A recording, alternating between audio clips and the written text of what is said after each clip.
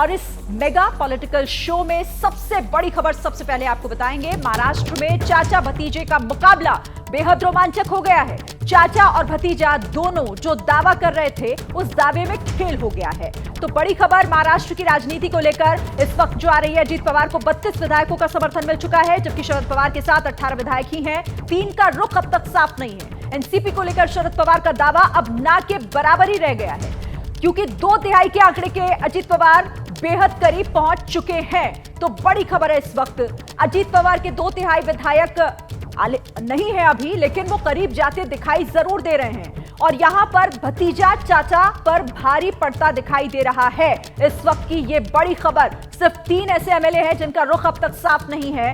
32 विधायकों का समर्थन अजीत पवार को मिल चुका है। शरद पवार की अगर हम बात करें तो 18 विधायकों का ही समर्थन शरद पवार को है। तो संख्या बल ज्यादा जो दिखाई दे रही है वो साफ साफ यहां पर अजीत पवार के साथ जाती दिख रही है। और इस बड़ी खबर पर बात करने के लिए मेरे सहयोगी रौनक कुकड़े इस वक्त मेरे साथ जुड़ गए। सीधे उनका रुख कर लेते हैं। रौनक, सुबह से इसी बात का इंतजार था कि किसके पास कितना नंबर और कौन किस पर भारी। तो यहां अजीत पवार ज्यादा वजन उनका दिखाई दे रहा है।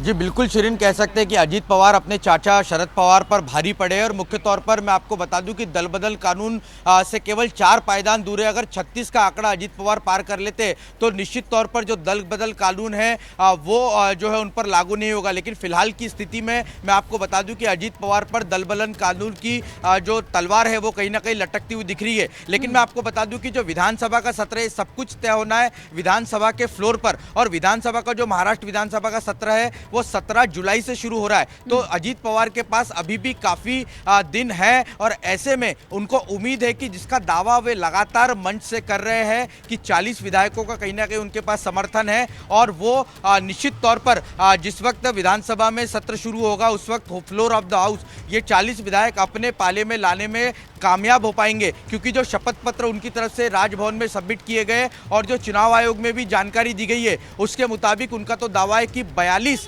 विधायक है जिनका अजीत पवार को समर्थन है, जिन्होंने शपथ पत्र पर अपने हस्ताक्षर किए।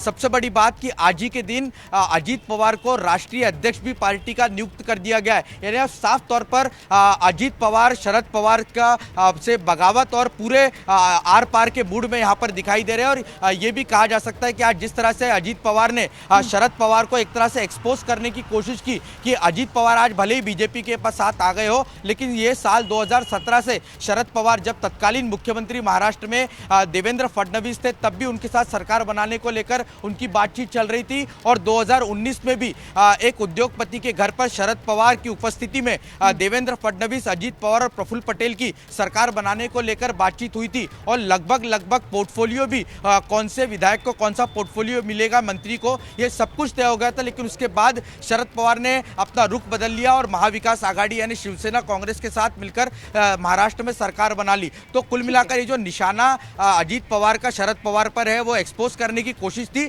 कि शरद पवार जो है वो कहीं ना कहीं पहले बीजेपी के साथ जाना चाहते थे, लेकिन आज जब हम गए तो उसका विरोध हो रहा है। जी ठीक है, यानी कि देखिए बड़ा नंबर लेकर जरूर बैठे हैं अजीत पवार, लेकिन अभी भी दूर हैं। जो उन पर तलवार है वो लटकती हुई दिखाई दे रही है, क्योंकि आंकड़ा जो चाहिए वो अभी मौजूद नहीं है। देखना होगा कि इसे कैसे पार करते हैं अजीत पवार।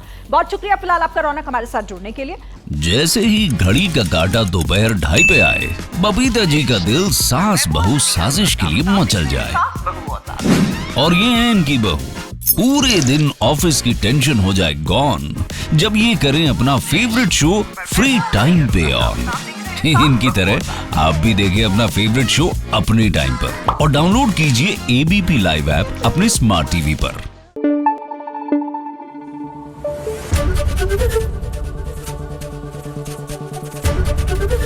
एबीपी न्यूज आपको रखे आगे।